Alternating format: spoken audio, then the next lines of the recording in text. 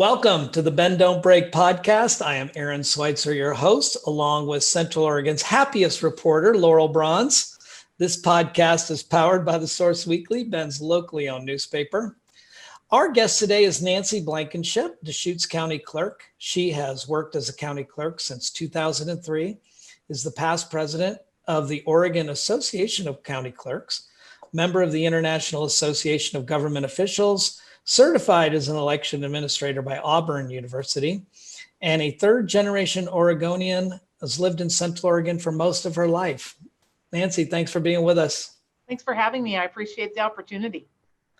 So, Nancy, every voter in the county knows your name, but I bet not your face. But we don't know very much about you as a person. How did you get interested in elections and records like this?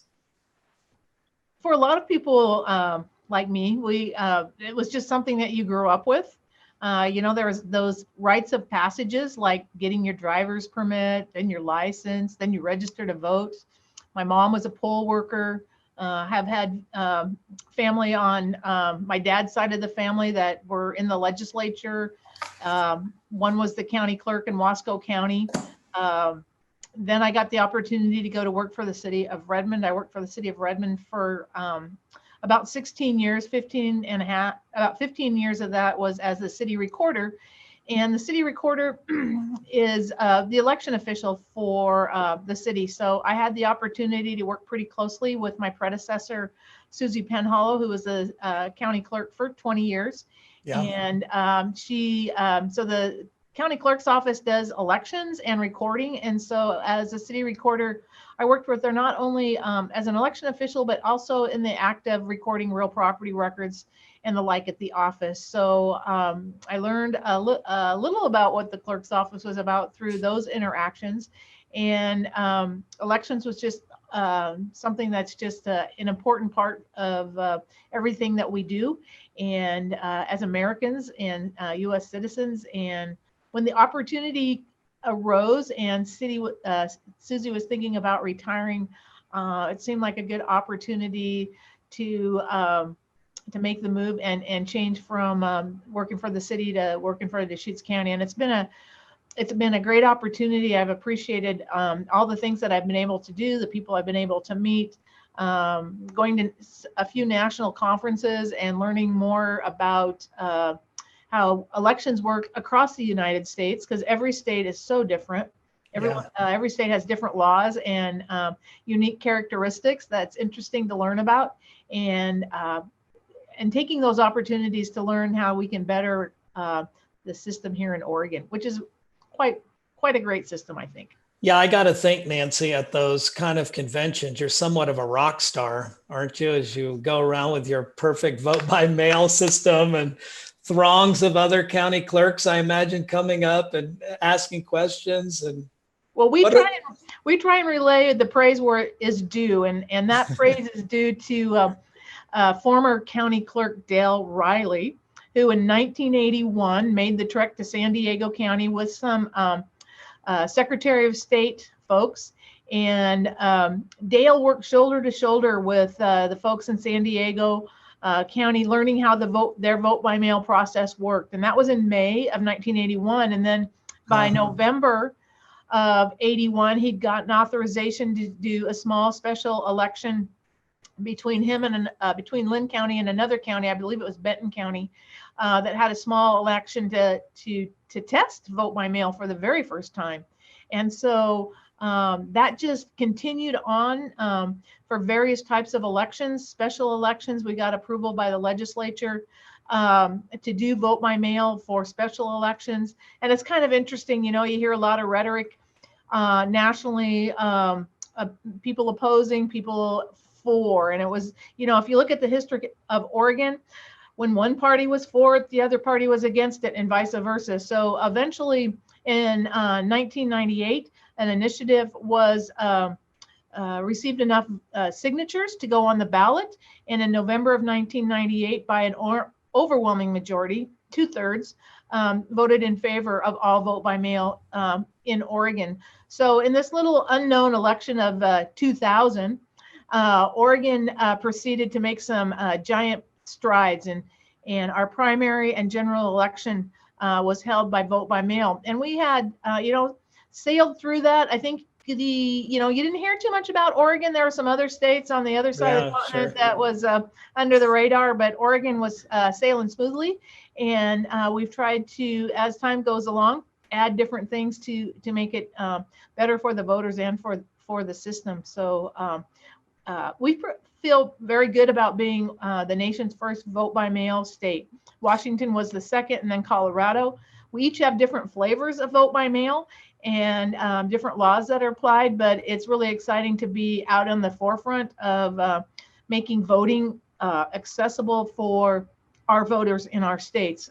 It's not only easier for you and I, but people with other circumstances and people with disabilities and all kinds of situations that they're able to participate.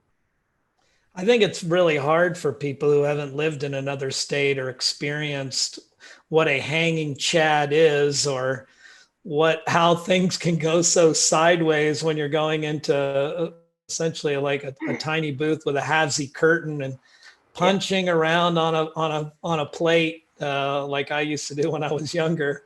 Me too. To move here and just see how easy it really can be. It's like when all the rhetoric was launching nationally, I had to laugh. I was like, if you could just come here and experience what we have here, you wouldn't have these fears. Well, I was talking to someone from the other side of the nation last week and invited them in May, because we always have a May election, and invited them to come and see how we do vote by mail. Because, as much as you read and as much as I can tell you on the phone, until you actually experience it and watch it and see it work, a picture's worth 1,000 words, as they say. And so we offer that often. And I know our state elections director has been in lots of conference calls with his peers across the nation, providing information. And Washington and Oregon both have really been trying to help our peers across the nation in their efforts to probably enhance their absentee balloting process, which would be the wisest direction to move, rather than making major process changes during a huge election like this. So with the, everybody, big question on everybody's mind is, as the federal government has futzed around a little bit with the Postal Service at this time, is there anything that voters here need to be concerned about, or anything that's going to be different with this election cycle than it has been in the past? Well, again, we've been working with our Oregon U.S. Postal Service for over 20 years. Our contact at the Portland, Maine office has been doing this longer than I have. I've been here for 17 years, and he was here when I started. And so they've got their systems in place that they use. Their carriers are used to vote by mail, and the volume of mail, although it is large, is nothing compared to this thing that the post office has been doing for hundreds of years, called Christmas and the holidays. Right. And so, people kind of forget that those are the circumstances we're living under. And so don't worry, the post office has your best interest at heart. We are moving forward. We've been in the planning stages on each of these elections as we've been coming up to each of them, starting back at the end of 2019 as we prepared for the primary and some other possible elections that we might have had this year as well.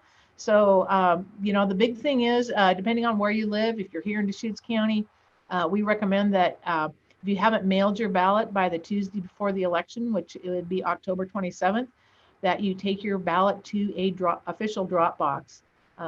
There may be people putting out unofficial drop boxes, but what I like to tell people is, your ballot's important. And your ballot, I like to think of my ballot as important as my mortgage payment. And who would I give that mortgage payment to make sure they got it to the bank? So, Nancy, you don't just drop your mortgage payment into some random box that's painted red, white, and blue on the corner. Not this kid. Nancy, what is are there when other states are talking to you about going to vote by mail, or obviously everybody's interested at this point, what are the biggest hurdles that those states experience as they try to make that transition? I think it's just a huge leap in concept. It's a big change in concept. Um, and there's so many facets to vote by mail. Just for example, something that we can all relate to. Last year, the state legislature changed and allowed a prepaid postage. And so what that means is that that was the first time for the U.S. Postal Service that one large agency was going to be paying the postage for 36 other agencies. And so state elections had to work with the folks back in DC to get kind of this parent-child system set up. Then each of the counties had to design their own graphics, get new permit numbers and indicia, and that whole process of approval took about 3 to 4 months for all 36 counties to complete. So that's only one small piece of vote by mail. You've got working with buying your envelopes, creating relationships with inserters and the post office and all these different areas that until you've done it or have someone you can kind of walk through with, because sometimes you just don't know what you just don't know. And so that's why it's wise to maybe go and come and see what we're doing, so you'll have a good feel of that. So my perspective, as well as I think the other county clerks in Oregon, is to slow and steady wins the race, and major changes at the last minute can identify things that have fallen through the cracks that you didn't realize was going to be a problem. So we're always trying to create a better environment and system for our voters, but we want to take small steps and make sure people understand and that we're not missing something and that something falls through the cracks. Nancy, are there any states that have reached out to you where you've had to take a stick and bite it because you're so scared of what they're about to embark on? Or I know you don't want to call anybody out, but let's just say New Hampshire is really terrifying you right now. Well, the thing that's kind of shocked and surprised me was, what is a naked ballot? It took me a while to search that out and figure out what that meant. And so I got a call from a local reporter who had lived back in that particular state, asking if we had those issues. And I'm like, no, because our secrecy is optional. We provide those for the voter for their comfort. If they want to use it, we provide it for them. But if they don't have to use it. So there are no naked ballots in Oregon. Well, Nancy, I got to confess, I don't know what a naked ballot is. Apparently, on one of the states on the East Coast, if you don't return your ballot in a secrecy sleeve or secrecy envelope, it's called a naked ballot. So. And do they just chuck the naked ballot? No naked ballots allowed? Well, I think there are some rules and regulations around naked ballots. So. Okay. Yeah. Well, speaking of that, I mean, how many ballots here in Deschutes County get disqualified for things like, say, like a signature mismatch? And what can people do to make sure that doesn't happen in this election? So the biggest concern is two things: is their signature doesn't match, or they forgot to sign their return envelope. So in either case, we notify them, and they are given till the 14th day after the date of the election to resolve that. And so if they did not sign their envelope, we send them a postcard, and it's bright yellow, and hopefully it'll get their attention, because we want them to be able to have their ballot counted. If their signature doesn't match, or if they're concerned that their signature is changing, there is no limit on how many times they can update their voter registration with a new signature. So if you've broken your arm, if you've got a medical condition that's just come up, if you are 20 and you are still maturing that signature that you're not quite sure if that's the way you want to sign your anything. If you're a creative type and you've got multiple types of ways you sign your name, we'll take all of those and have those on file so that we can validate your ballot envelope when it comes back. Different types of elections will have different rates of challenge. This particular election, because we have a lot of new voters in Oregon, and we have a lot of what I would call probably inexperienced voters, our level of challenge is our rate of challenge is probably going to be higher than it would have been for May of 2019, which is about 1%. This election, it could be like 3%, just because we have more people that don't vote often, or it's their first time to vote, or those types of things that will impact that rate.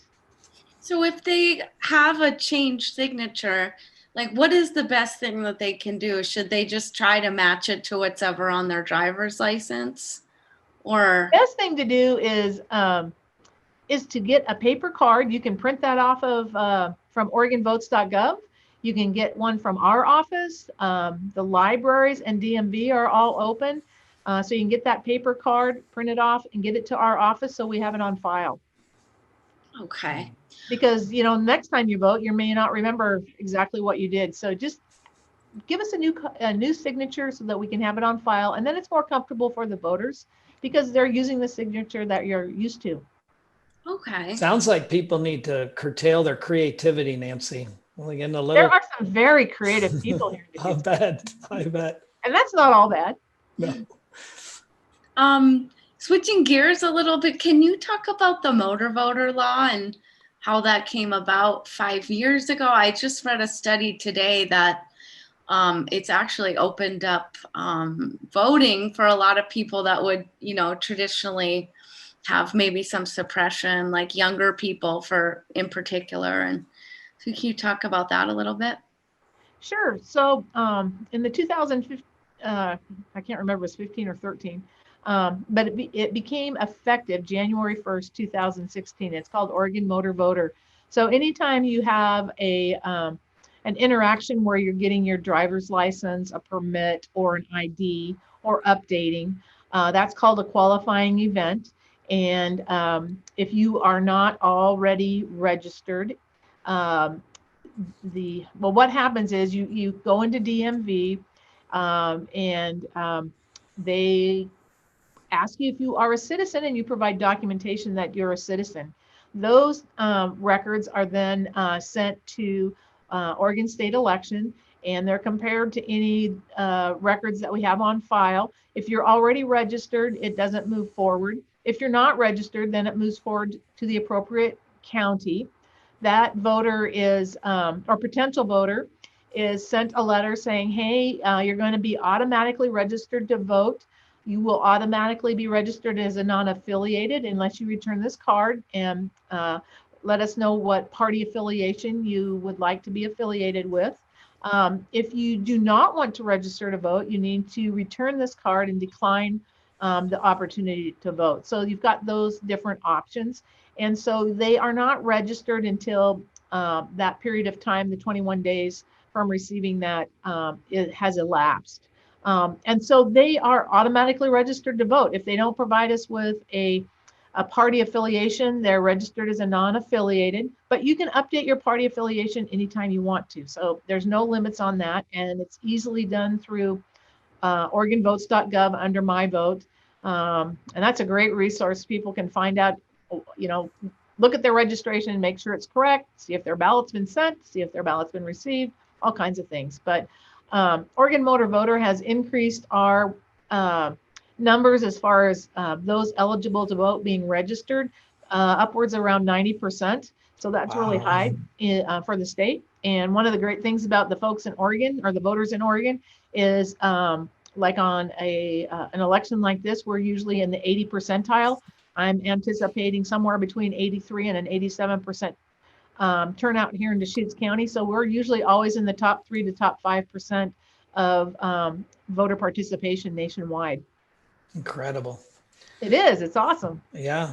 Nancy, what along with that, there's been maybe more so this year in the past, all these allegations of voter fraud, or these things thrown out there that we need to be concerned about. And I think there was even some talk about sending people around to the boxes to make sure that they can watch voter fraud.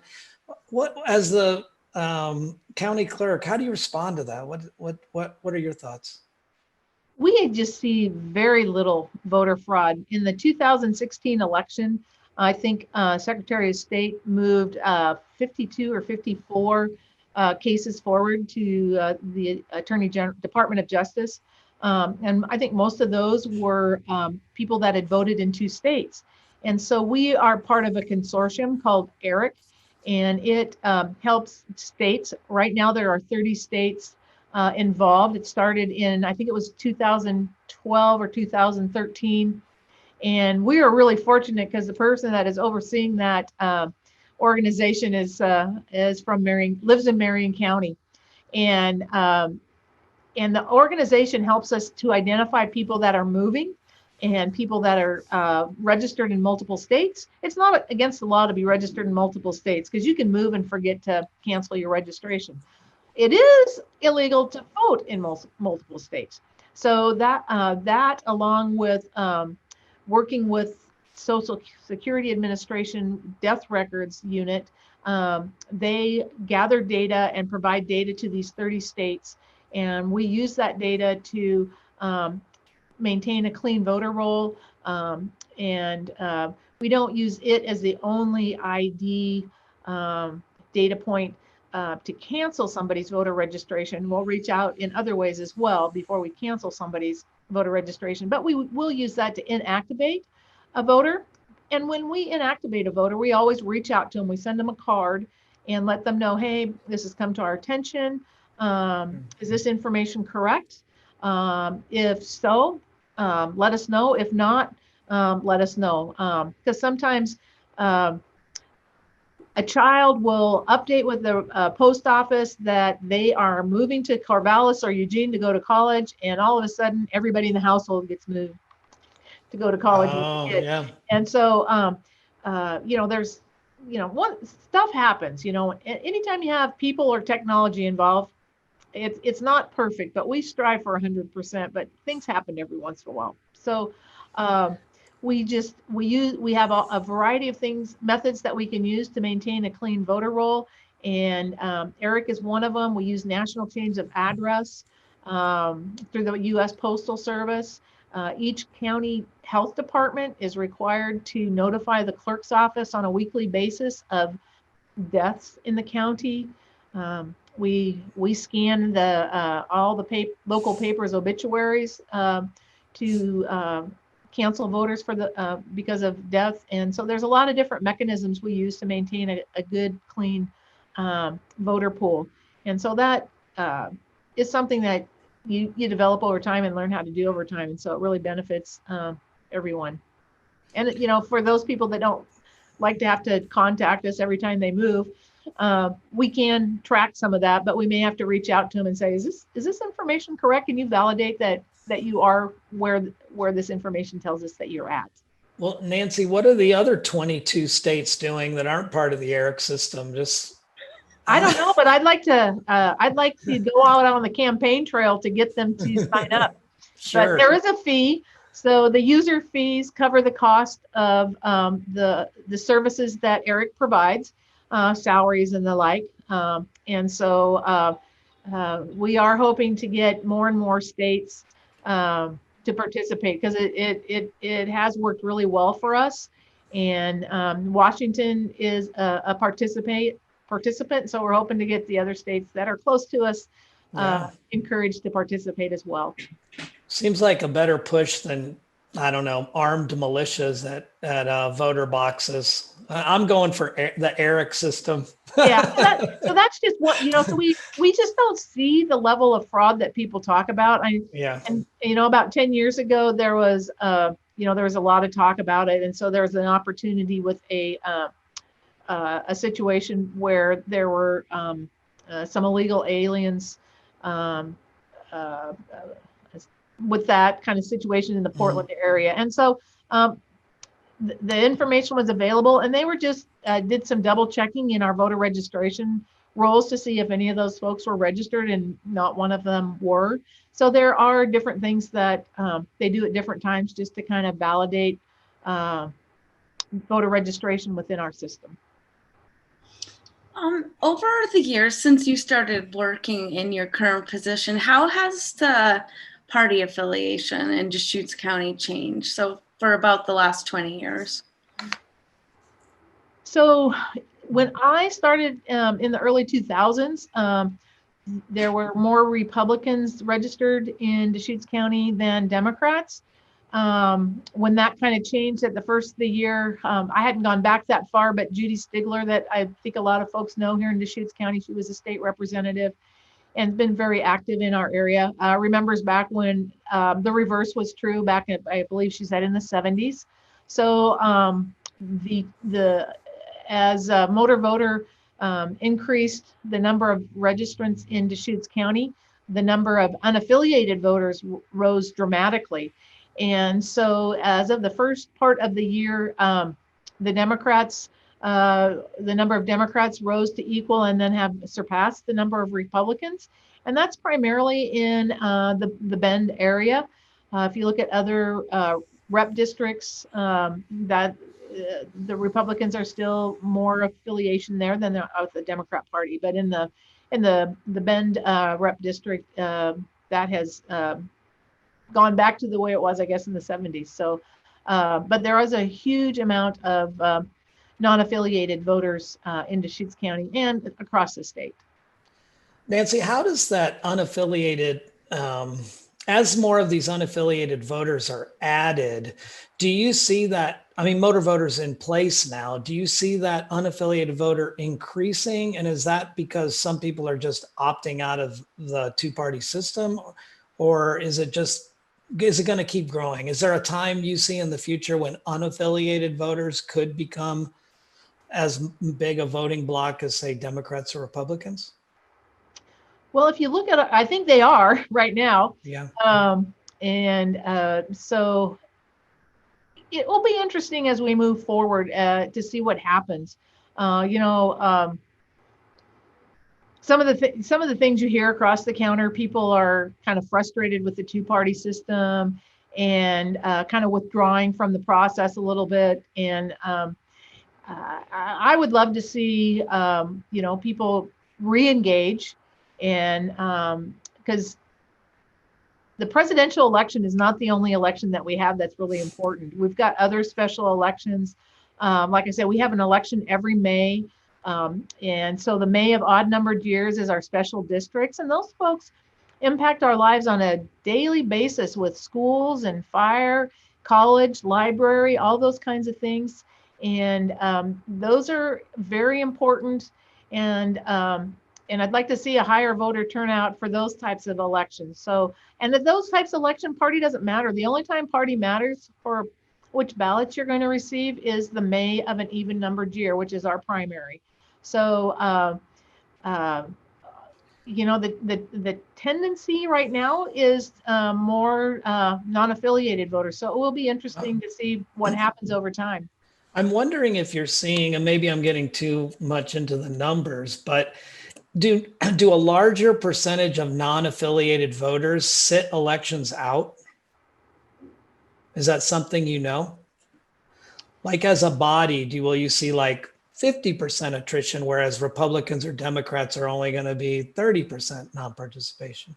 I'm going to have to get back to you on that. I'm not exactly sure, and I don't want to just talk off the top of my head. Sure. So I do know that as the population here in Deschutes County is growing and people are coming from other states, again, every state has a different system in place. Oregon has been a nominating closed primary for many, many years. And so when they come from other states, they are not aware of those kinds of things until it's too late to make that change. So, that's one of the reasons that we send our voters pamphlet out a week before the voter registration deadline and before ballots come out, so that information is in their hands. But I think that's one of the things that, at least in Oregon, or in Deschutes County, we've seen such a huge increase. Back in 2016, our voter registration was about 100,000. And I haven't looked in the last 2 days, but we were about at 148,000. So that's a huge increase. And not all those people are moving from other places within the states. They're coming from other states, and they're not just coming from or Washington and California. They're coming from all over the United States. And so understanding that and being involved in that learning curve as to how Oregon does things is going to impact those situations for those folks. And a lot of them aren't understanding that until they get their ballot, and it's like, how come I'm not getting a party ballot or voting on this particular race or not? And so, we try and do the education that we can when we talk to people on the phone. We provide our voters pamphlets with that information so that they can make a wise decision in the future. Nancy, one of the things about Bend is we have such an unusually shaped House district look. Can you speak a little bit to how that came about and what it means for Bend? Well, after I don't know that I can exactly answer your question, but so after every census, they go through a redistricting at the federal level and at the state level. And 10 years ago or 9 years ago, the legislature is the one that created the House and Senate district lines. Right. I think 10 years before that, they could not come to an agreement. So then it went to the Secretary of State to draw the lines. So in either case, it's either the legislature or the Secretary of State. That's the current law. And they have to follow some parameters. And sometimes the parameters look kind of interesting, or I should say they're kind of followed in an interesting manner. Because one would say it was even political. I'm not sure. I just know that when it comes to my level, and then I have to draw lines for precincts, what I try and do is I try and follow major roads, boundaries of tax lots. I know I have several districts that special districts that go right through some people's houses because of how lots have been created. Okay.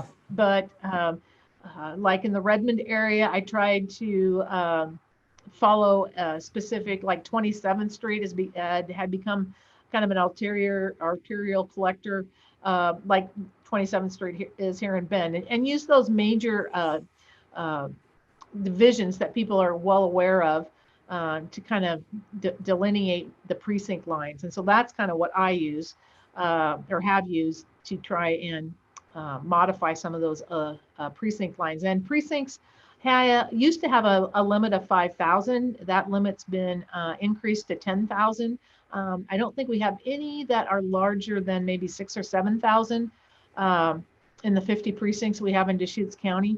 But there are a couple lines that I know you're referring to that one kind of looks like a dog's tail, but yeah, or a donut, or so, people just get creative. I think we'll just leave it at that. So Nancy, we're at the close of our time for the podcast. Is there anything you'd like to say to readers, listeners about the voting process or your role in particular? Well, we're excited to be working through the 2020 general election. If people have questions, please contact us. We're their trusted source, their county clerk's office or the state elections. There's a lot of information on the internet, and not all of it is true or accurate. And we want you to have the right information. We want you to know what the processes are. And in the past, I've done lots of tours for people to show them how the process works. In this world of COVID, I'm not able to really do that like I'd like to, because when people come in and see what we do, all the checks and balances with the ballots and the voter IDs and the ballot ID numbers and how we process the ballots when they come back to make sure that they're safe and confidential and secure. I've never had anyone feel less excited about the process. They've always felt more confident about the process. So we do have a really good system here in Oregon, and I'm not going to say that we're perfect, but we do have a really good system in Oregon that we have been doing for the last 20 plus years. And if you do have questions, please contact your county clerk's office. We want to be sure that you have the right information And we want to be sure that we get your ballot into your hands. Those are going to be mailed out next Wednesday. I'll be escorting our ballots from our inserter to the post office on Wednesday. And we work with the post office. Our inserter works with the post office, so they're what's called delivery ready. So they don't have to go to Portland to be sorted. They're pre-sorted and ready to be delivered locally. So that's why we can get your ballots into your hands usually before the weekend. Some folks, depending on, if they have a PO box at the Bend Post Office, probably get their ballots that day. So and then our drop sites will all be opening on Friday, October 16th. And again, if you haven't got your ballot in the mail before or by Tuesday, October 27th, please take it to a drop site because we do want to count it. Nancy, thank you for taking your time. I feel blessed to have somebody like you guarding our votes here in our county, and it's been a pleasure talking with you. Yeah, sometime you're going to have to come with your camera and do a tour, and then we can show everybody how it works. That'd be great. That would be great. Well, this has been the Bend Don't Break podcast. Thanks for listening, and we'll see you next week.